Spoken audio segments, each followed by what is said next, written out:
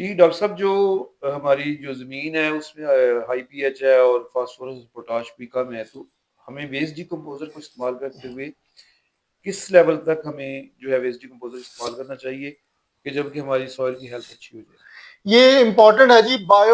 जो waste decomposer या biologicals हैं, पूरी दुनिया में ट्रेंड है लोगों का। सारी दुनिया लाइक कर रही है, पसंद कर रही है बायोलॉजिकल्स का इस्तेमाल।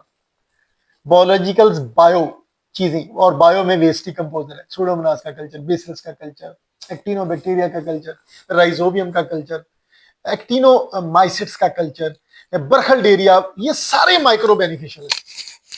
और बड़ा ही कमाल का दुनिया में ट्रेंड जा रहा है कि ये वो बायोलॉजिकल्स हैं, जब आप इसको यानी वेस्ट डिकम्पोजर को अपने ड्रम में मल्टीप्लाई कराते हैं तो फर्मेंटेशन के बाद इसकी न सिर्फ पॉपुलेशन बढ़ती है, ये बेशुमार बायोलॉजिकल्स, बायोस्टिमुलेंट, न्यूट्रिएंट बेस्ड चीजें प्रोड्यूस करते हैं।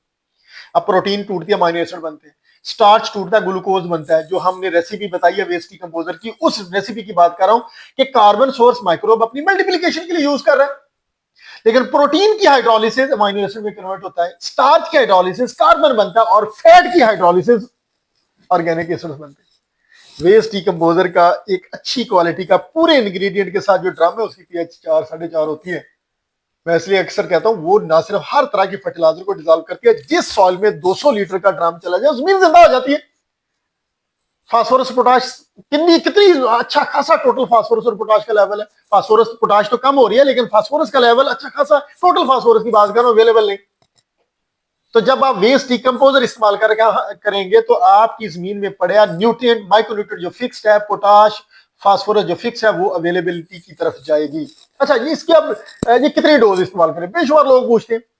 ये आपकी हिम्मत है, ये इतना कमाल का बेनिफिशियल आपकी हिम्मत है। 1000 लीटर कर लें एक क्रॉपिंग सीजन में, लेकिन इतने टैंक कहां से लाएं, इतने ड्रम कहां से लाएं, वो भी तो देखना है। अगर तो आपने हाउस बनाया हुआ है कंक्रीट का, फिर तो मसला ही कोई नहीं है।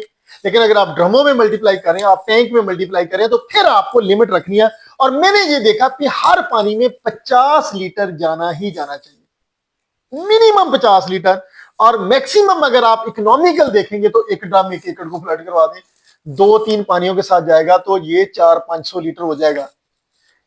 एक फसल को 200 लीटर वेस्ट डिकम्पोजर फ्लड करना जी उसका राइट है, अगर आपने सॉइल में जमे हुए न्यूट्रिएंट को अवेलेबल करवाना है, अगर सॉइल बॉर्न डिजीज को कंट्रोल करना है, सॉइल की पोरेसिटी को बेहतर करना है, सॉइल की प्रॉपर्टीज को बेहतर करना है, तो 200 लीटर लाजमी फ्लड करवाएं। अब आपकी मर्जी 50-50 लीटर कर लें, आपकी मर्जी 100 लीटर कर लें। अगर 500 लीटर फ्लड करवाएंगे तो ये और ज्यादा बेनिफिट होगा, और ज्यादा बेनिफिट होगा। और अगर 1000 लीटर फ्लड करवा सकते हैं, आपके पास कैपेसिटी है, तो ये दी बेस्ट है।